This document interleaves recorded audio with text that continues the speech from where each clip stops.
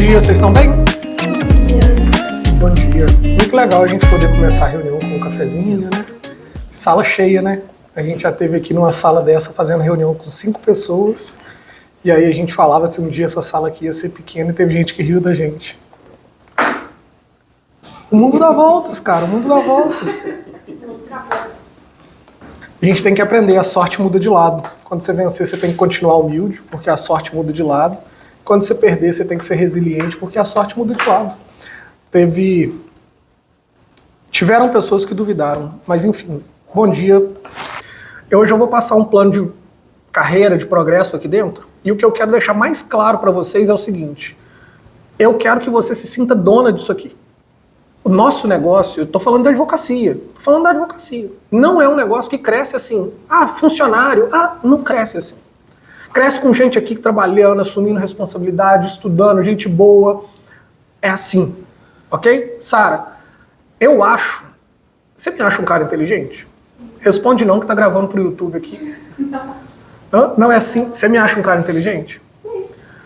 Eu me julgo um cara inteligente. Hoje eu tenho acesso a muita gente em Juiz de Fora muito legal. Eu não tenho uma mesa de pessoas tão capazes quanto essa mesa aqui. Alguém aqui tem um ciclo de amigos mais capaz do que as pessoas que você se relaciona aqui na mesa? Você tem? Você tem, Anaísa? Você tem, Victoria? Você tem, Pedro? Isso é muito legal. Aqui é um lugar onde, assim, eu preciso expulsar a pessoa que não quer crescer. E aqui dentro, a história então começa com um comercial e um técnico. O Manu vendia, tentou produzir, viu que a minha qualidade de produção não era tão boa quanto a qualidade de produção do Pedro. E o Pedro, que produzia, tentava prospectar e viu que a qualidade de prospecção dele não era tão boa quanto a minha. Rapidamente mesmo, a gente já dividiu. Falou: Pedro, eu fico assim, cuidando dos clientes, e você faz as peças, beleza? Só acontece disso aqui acontecer, de um negócio acontecer, de a gente ter uma mesa cheia dessa aqui por causa de cliente. Se a gente não tiver cliente, se a gente não atender bem o cliente, não tem salário, não tem história, não tem viagem, não tem férias, não tem investimentos, não tem... Eu nunca passei a mão na cabeça dela. Alguém aqui já me viu passar a mão na cabeça da Anaísa? É a pessoa que eu mais briguei. Tem 5 anos. A pessoa que eu mais briguei na minha vida, tá? Se chama Anaísa. E eu acho que por isso a gente construiu uma relação muito boa. Eu brigo, você não liga e eu brigo.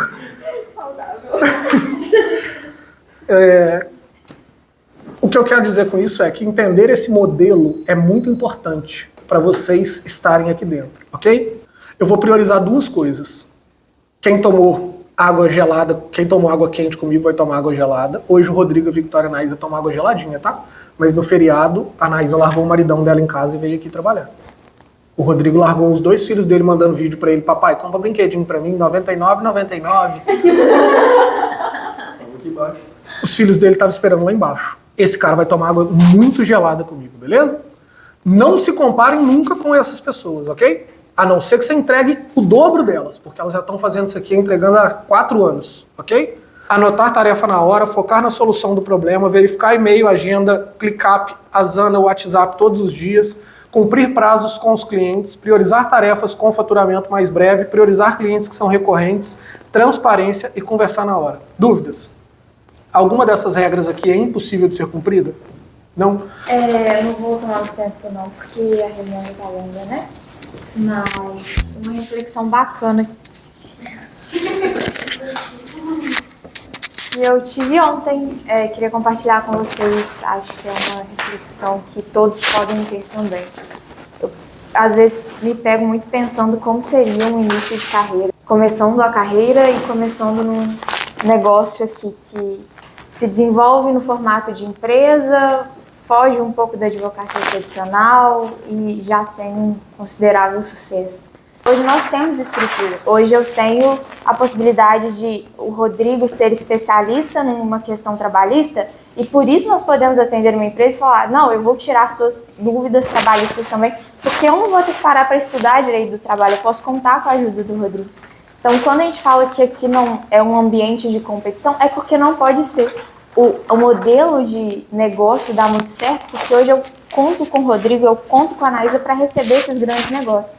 E esses grandes negócios dependem da gente estar todos juntos, trabalhando para um monte de problema que tem lá fora. Bom dia, pessoal, tudo bem? Eu estava conversando com o Manuel e com o Pedro, e eu vou trazer também uma reflexão para vocês. Eu fui empresário antes de ser advogado. Mudar para o direito foi Eu quis mudar, foi uma decisão minha. Eu não queria mais trabalhar com o ramo de autoescola, eu queria mudar, E foi aos 40 anos de idade que eu decidi mudar.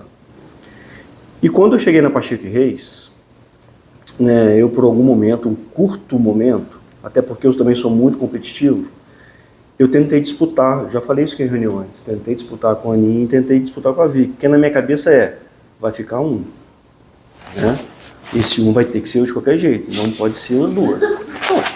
Eu queria muito, pode juntar todo mundo aqui que não vai dar minha querência. E assim, na minha cabeça era a minha última oportunidade, aos 40 e poucos anos de idade. Verdade, pode juntar todo mundo, que ninguém aqui quis tanto quanto você. Eu vinha todo dia para Juiz de Fora. E eu acho que o meu momento mais improdutivo dentro do escritório foi quando eu tentei competir. Porque eu esqueci quem era o Rodrigo e tentei ser a Vitória, tentei ser a Nina, tentei ser o Pedro. Isso fez eu caminhar para trás. E foi difícil eu entender isso. Eu entender que elas chegaram primeiro, né? Que elas já sofreram mais do que eu. Cara, não dá para competir aqui dentro. Não dá. Você quer ter seu espaço? Você vai poder ter o seu espaço sem competição. Uns meses atrás a gente almoçou, eu, Manuel, Vinícius e um advogado. Esse advogado é trabalhista. E assim, é um advogado que eu admiro, né? E aí, no meio do almoço, Vinícius, ele é trabalhista? Eu falei, Porque o Manuel falou, não, eu te contrato, porque o Manuel assinar o contrato na hora. E ele, você não tem medo? Eu falei, não. Sabe por quê? Se ele vier para o meu setor, ele vai ajudar meu setor, eu vou abrir outro. Eu não vou parar. Eu não vou parar.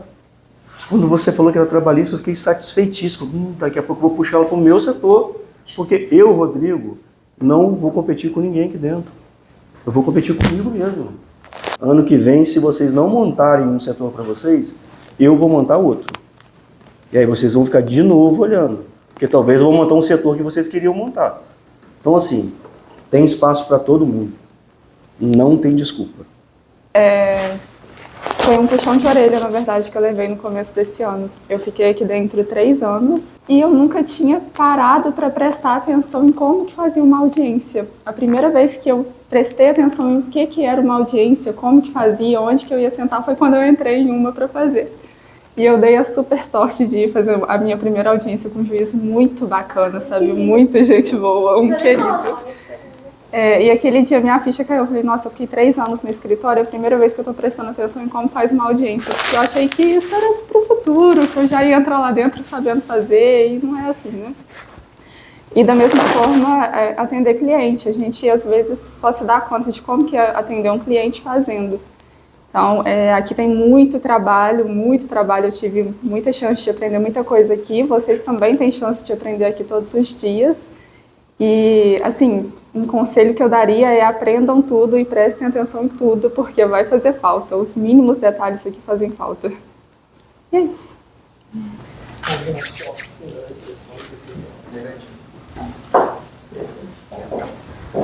Pessoal, eu vou voltar no assunto que talvez eu já tenha tratado com vocês de uma outra forma. Então hoje pode ser a repetição de alguns assuntos que eu já trouxe de uma forma anterior, porque eu acho que esse mês a gente teve 2 situações aí que eu acho que merece a gente retomar essa conversa, né? O Emanuel está querendo trazer um livrinho sobre Disney para a gente estudar, para a gente aprender no clube do livro, e eu gosto bastante de cinema, né? Então a ideia de tema de hoje é um paralelismo do que o que Hollywood, na verdade, nos ensina sobre processos.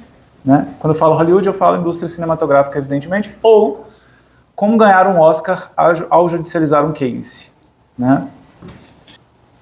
Mas no caso do Nicolas, cara, assim, muitas vezes quando vocês trazem as coisas para eu corrigir, às vezes eu não fico olhando a minúcia do documento. Porque vocês falam do documento, eu falei de uma sentença penal que já foi resolvida, que já transitou em julgado, eu não vou ver se a sentença está ali no meio dos documentos, porque aí o trabalho é muito maior da correção, né? Eu vou ver a correção no aspecto da peça, da história, que é o mais importante. E às vezes eu não presto, tem hora que eu paro para ver documento. Eu fiz um com você há uma semana e meia atrás, da moça lá da locação, que eu fui nos documentos para entender os documentos. Nesse caso específico eu não fui, e o juiz pediu um documento óbvio, que é, você me falou que ele foi absolvido por uma sentença penal transitada em julgado. Cadê a sentença penal transitada em julgado? Mostrar o andamento para o juiz não é o suficiente, tá? Ele precisa ver que a sentença realmente foi para aquela parte, principalmente no andamento do processo até a abreviação do nome das pessoas. Então o juiz pediu um documento óbvio. E quando ele teve o documento óbvio, ele deferiu a tutela, ou seja, o nosso trabalho foi exitoso. Mas foi um retrabalho, você gastou mais energia com isso, a gente precisa prestar atenção nisso. E aqui fica uma lição, porque um roteirista, né, e aqui eu vou falar mais de Hollywood do que de processo, mas para a gente no final conseguir fazer um paralelo. Um roteirista sempre precisa convencer a si mesmo antes de convencer um juiz. Quando você faz uma petição inicial, quando você faz um processo, cara, o roteirista do processo é você. O juiz só fala que sim ou que não se ele vai pelo caminho, mas quem pede para o processo ir pelo caminho X ou Y é você. Então você coloca na cabeça, tem gente que acha que o juiz que conduz o processo, vamos pôr um ponto nessa história aqui, não é o juiz que conduz o processo, é o advogado. O advogado bom, ele faz com o processo o que ele quiser. O que ele quiser, ele vai fazer no processo. Ele fala assim, mas o juiz pode indeferir a prova. Irmão, se você for bom, você vai dobrar ele igual um origami no tribunal. Você vai vir com o que você precisa de lá. E é isso que a gente tem que colocar na nossa cabeça. Eventualmente alguma coisa ali pode ser indeferida, ok, mas a gente faz um contorno e chega no mesmo resultado. O artista é você, a obra é o processo, ok? E essa é a primeira lição, e a segunda lição dessa situação aí pretérita é, eu já falei isso aqui anteriormente quando a gente estava falando do ClickUp, nós não somos remunerados pelo retrabalho. Sempre que a gente faz um retrabalho, a gente tem que pensar que a gente está perdendo produtividade, a gente tem que ficar puto. Quando eu olho para um processo lá atrás, eu fui pedir andamento hoje numa vara, semana passada numa vara civil, quem estava comigo era a Liza. E eu virei para a assessora e falei assim, com a mão na cabeça, eu falei, esse processo eu complexizei, eu poderia ter simplificado algumas coisas aqui, mas é porque muita coisa mudou. Lá no começo eu imaginei que eu precisava complexizar. Então ele está complexo hoje por minha causa. Eu expliquei a ela XYZ e ela lembrava o processo de cabeça. Ela lembrava o processo de cabeça, de ouvir a história, ela falou, essa história não me é estranha. Uma história muito atípica. Eu lembro desse caso. E aí fico contando com ela, deixei o papelzinho lá para ela pedir o juiz uma urgência no despacho desse processo para gente. Mas enfim, voltando ao paralelo. Do que é composto um filme com êxito de bilheteria? Um trailer.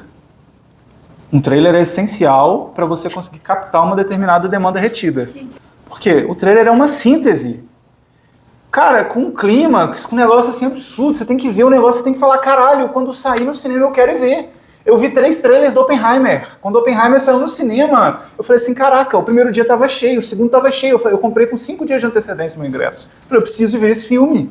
Porque o filme gerou em mim uma demanda retida que não existe. É um filme científico, é um filme bibliográfico, é um filme de guerra, é um filme de muita coisa ao mesmo tempo, para falar de um fato histórico absurdo, o filme é absurdo, e eu entendi que eu precisava ver o filme no trailer. No trailer. Bastou o trailer para me levar para a sala de cinema. Olha o que a Barbie fez no mundo. Um monte de mulher comprando roupa rosa, movimentando o mercado da moda, para tirar foto no cartaz do filme e assistir o filme. Um filme que é mediano, mas conquistaram o público com um trailer e uma demanda retida. Porque há quantos anos não se tem filme de Barbie em Hollywood? Há muitos anos, né? Então você pega uma história de um boneco, um brinquedo, você leva criança, você leva mulher de jovem, mulher de meia idade, mulher velha, você leva tudo quanto é tipo de gente pro cinema. O filme faturou mais de bilhão. Bilhão. O filme não gastou 100 milhões para ser feito. É um empreendimento fantástico. A pessoa lucra 10 vezes mais do que gastou. Precisa de marketing, segundo ponto, porque sem marketing o filme não atrai pessoas ao cinema. Então você precisa divulgar aquele trailer, você precisa deixar as pessoas saberem que Barbie vai acontecer, que Oppenheimer vai acontecer. Os personagens do filme precisam estar bem contados, bem construídos. Filmes sem personagens bem construídos são filmes que não retêm. Então, se você quer fazer, por exemplo, Missão Impossível, olha como que o protagonista do Missão Impossível é alguém muito bem trabalhado ao longo de uma sequência. Pega o Senhor dos Anéis, olha a riqueza de personagens. Todo mundo gosta do bichinho lá pequenininho, Frodo, que eu quase esqueci o nome. Todo mundo gosta lá do arqueiro, todo mundo gosta de um monte de personagem. E o filme trabalha muito bem todos os personagens. E olha como a gente tem vários exemplos no cinema de empreendimentos cinematográficos que deram certo por causa dos personagens. Game of Thrones, melhor série dos últimos 20 anos. É uma riqueza de personagem. E posso te falar, a série mata os personagens. Se é apaixonado no personagem, do nada ele morre. O cara precisa ter muita coragem pra matar o personagem que ele tá construindo. Eles matam quase todos, velho. Até o final da série, a série começa com personagens fantásticos. No final tá todo mundo morto. Você tem 4 ali, você fala, pelo amor de Deus, eu não vou morrer, não. Por isso que ninguém gostou do final. Personagens bem construídos, ok? Brilhante. Um roteiro. Não, porque Calma, o processo civil é um negócio tão chato, tão engessado, tão burocrático. O processo no Brasil foi feito para demorar. Quando você vê que o cara gosta, é porque parece fácil fazer essa analogia, mas ninguém aqui nunca fez. Aí você vê assim, pô, o cara é bom pra caralho. E que bota o caralho aí no YouTube. Chique. É necessário um roteiro bem escrito. Gente, filmes hoje têm de 1h30 a 3h30. O cara não pode sentir tédio numa sala de cinema. Não pode, é proibido, velho. 3h30 de filme, você tem que estar barbarizando o seu público de 15 em 15 minutos. E principalmente num mundo onde as pessoas são bombardeadas por dopamina o dia inteiro. Dopamina na comida, em rede social, é nas roupas, é no supermercado, é na loja que você entra, que você quer comprar tudo. É uma sociedade imediatista, não consegue depositar atenção 30 minutos em nada. Um cara hoje, para escrever um roteiro de cinema que vai faturar R$1 bilhão no cinema, o cara tem que ser foda. Então, o roteiro de cinema tem que ser foda. E no processo a gente vai ver que também.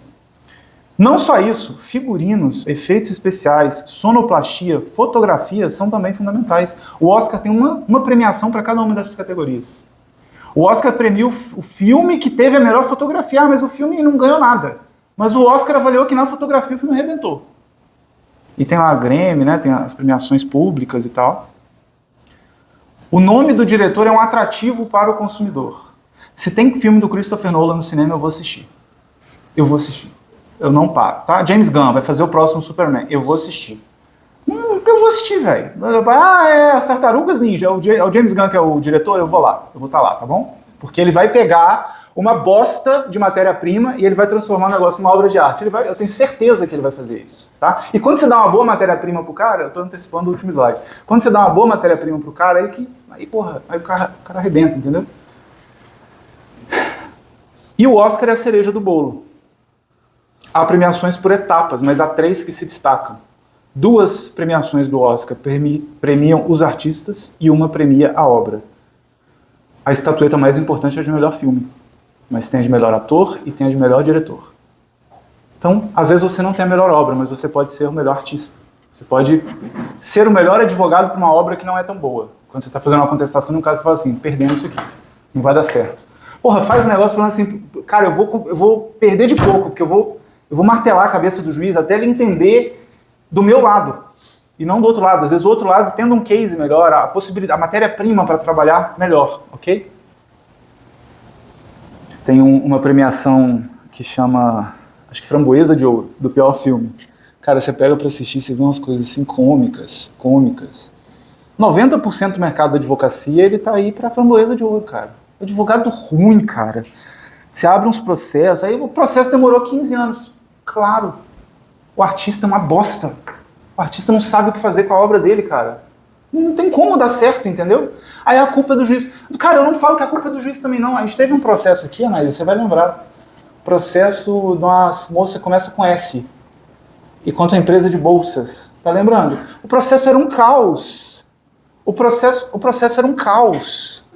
É um caos, porque tinha um litisconsórcio, aí o juiz entendeu que o litisconsórcio era necessário, aí tinha uma discussão de solidariedade, tinha uma discussão de legitimidade passiva, tinha uma discussão de lide secundária, que o advogado do banco, cara, é óbvio que tinha uma lide secundária no meio, mas o advogado do banco foi tão ruim, que eu não entendi que ele queria uma lide secundária, o juiz não entendeu, aí o juiz indeferiu para ir para o tribunal falou, não, tem que instaurar uma lide secundária aqui, é possível a instauração de uma lide secundária.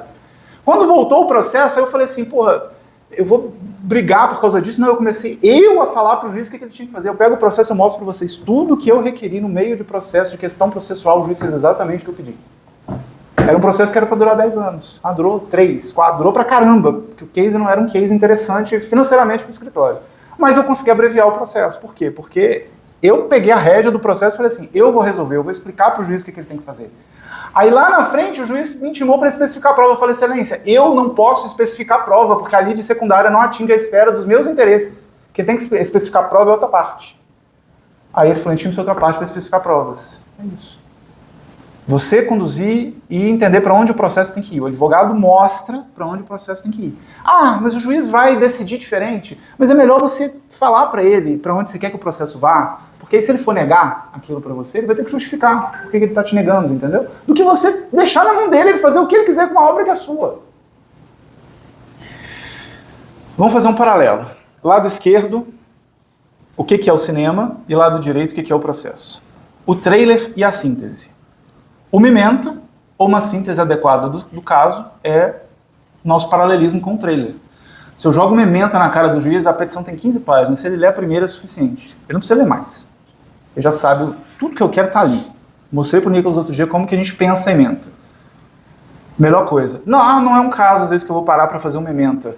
Ou às vezes a gente tem que avaliar até se vale a pena chamar a atenção do juiz para a ementa e não deixar ele ler já direto a síntese. Mas a sua síntese tem que ser um negócio impecável. É o que vai conquistar ele para ler todo o resto. Porque se ele vê na sua síntese que a obra é uma merda, ele não vai continuar lendo a obra, ok? Você perdeu na primeira página. O marketing. A petição também precisa ser vendida ao juiz.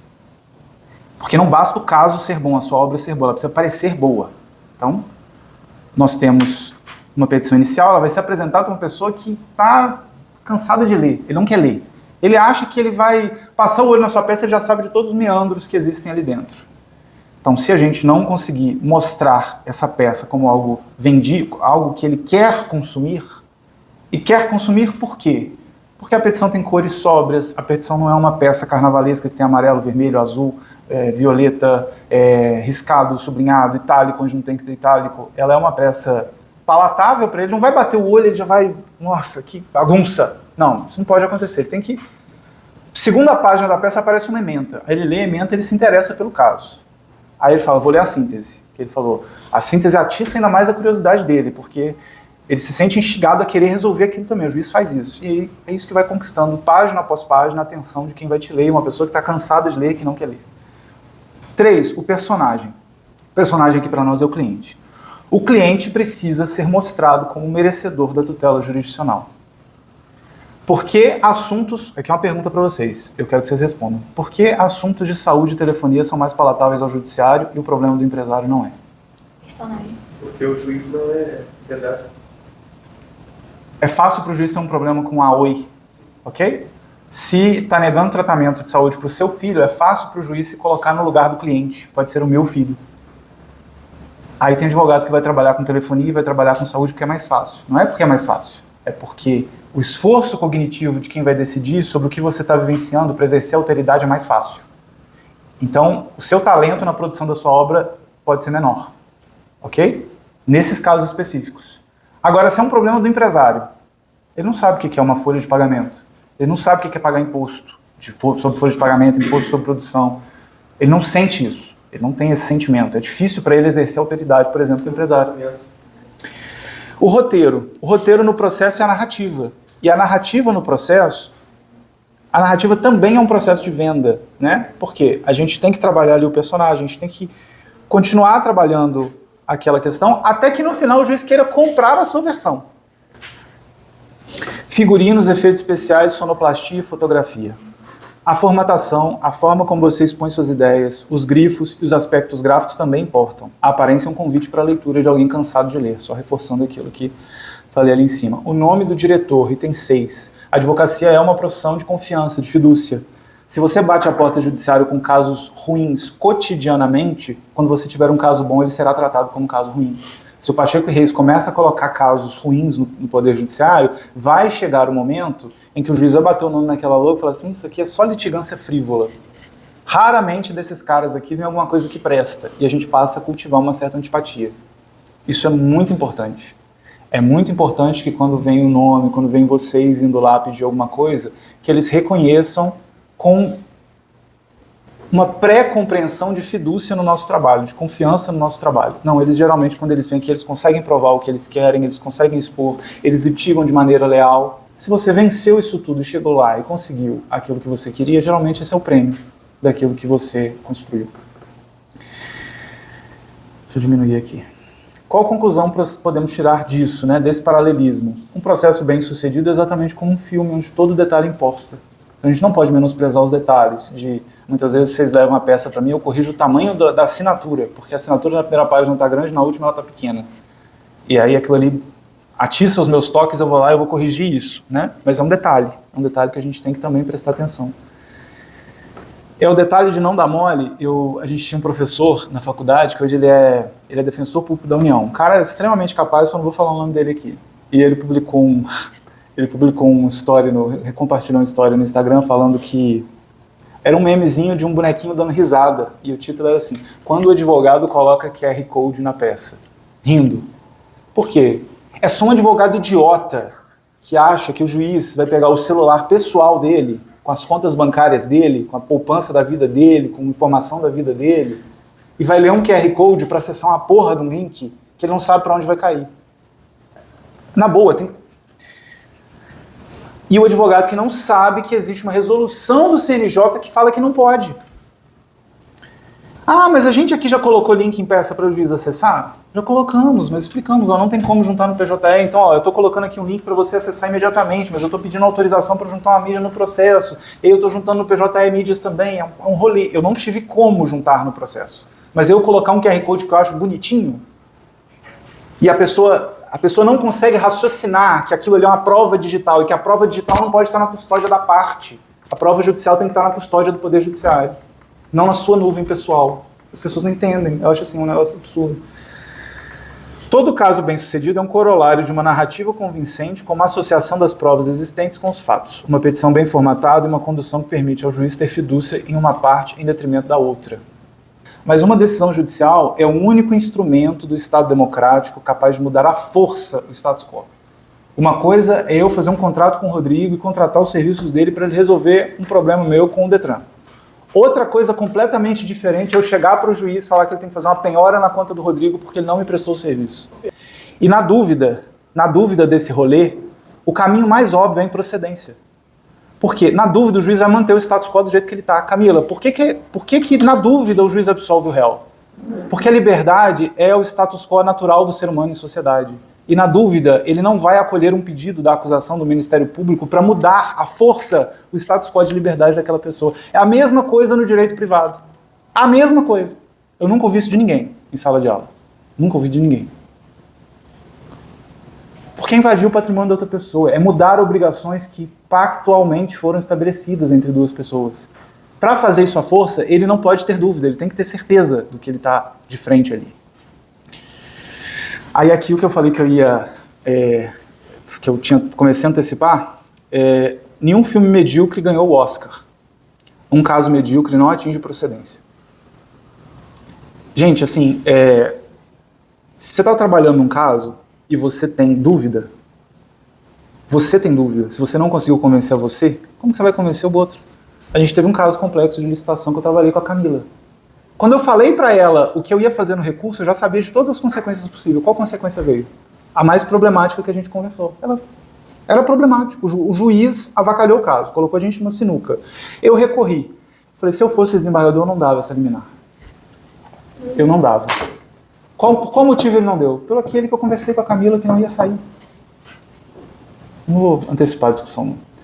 Aqui um negócio bem legal. Quando o James Gunn é um famoso aí que dirige filmes de heróis, tá? Ele dirigiu a Marvel há muito tempo. Ele trabalhava na Marvel, ele fez a Marvel bombar, o cara é brabo.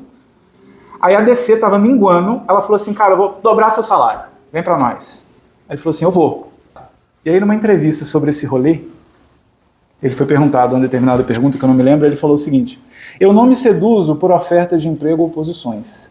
Aceitei trabalhar para a DC porque acumulavam-se uma série de fracassos em histórias fabulosas, porém mal contadas. Me seduzo por ter a melhor matéria-prima para contar a melhor história. A DC não vê uma série de filmes bons desde Batman. Begins, teve um outro no meio. O Cavaleiro foi o terceiro. Begins, Ressurge. Depois eu Ressurge. Ah, teve o Ressurge depois. Depois. Ah, entendi. Desde isso aí a DC não arrebenta no filme. Desde isso. O cara me solta essa, assim, um tapa de um lado e do outro da cara do repórter, assim. E é um pouco disso, né? Porque no nosso trabalho a gente precisa saber contar a melhor história. Eu acho que é um resgate de algo que a gente já conversou. Eu acho que na trilha normal eu ia falar de apelação hoje com vocês, mas a gente teve esses dois casos ao longo da semana, que a gente teve retrabalho, que a gente pecou em algumas coisas que a gente não precisava pecar, e eu acho que eu queria contar isso de uma maneira diferente para vocês. Beleza?